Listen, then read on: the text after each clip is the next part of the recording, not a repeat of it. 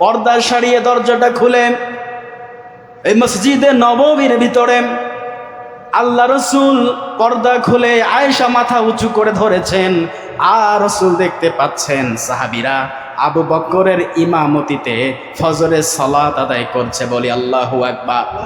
রসুল এই দৃশ্য দেখে কেঁদে ফেললেন, তার চোখ দিয়ে পানি মোবারক ঝরছে। আয়েশা রসুলকে বলে, ইয়া রাসূলুল্লাহ, কেন আপনি কাঁদেন? আল্লাহ রসুল বলে, আয়েশা তুমি কি জানো এই নামাজ প্রতিষ্ঠিত করতে গিয়ে উটের পচা নাড়ি ভুড়ি আমার মাথার উপরে চাপিয়ে দেওয়া হয়েছে। এই নামাজ কায়েম করতে গিয়ে শিয়াবে আবি তালিব ওইখানে 3 বছর জেল খেটেছি।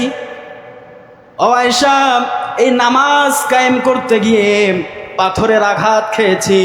এই নামাজ কায়েম করতে গিয়ে আবু জেহেল, উতবা, সাইবা আমার জামা ছেড়ে দিয়েছে। ডিরেক্ট ইনডাইরেক্ট আমাকে হত্যা করার ষড়যন্ত্র তারাও করেছিল। ও আয়েশা, আজকে তামাম পৃথিবীতে এই কোরআনের রাজ চলছে, কায়েম হয়ে গেছে।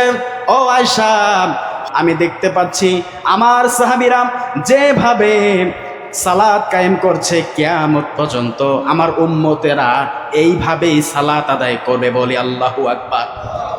এই চিন্তায়, এই ভালো লাগায়, অনুভূতিতে, খুশিতে আমার চোখ দিয়ে পানি এসে গেছে আয়েশা।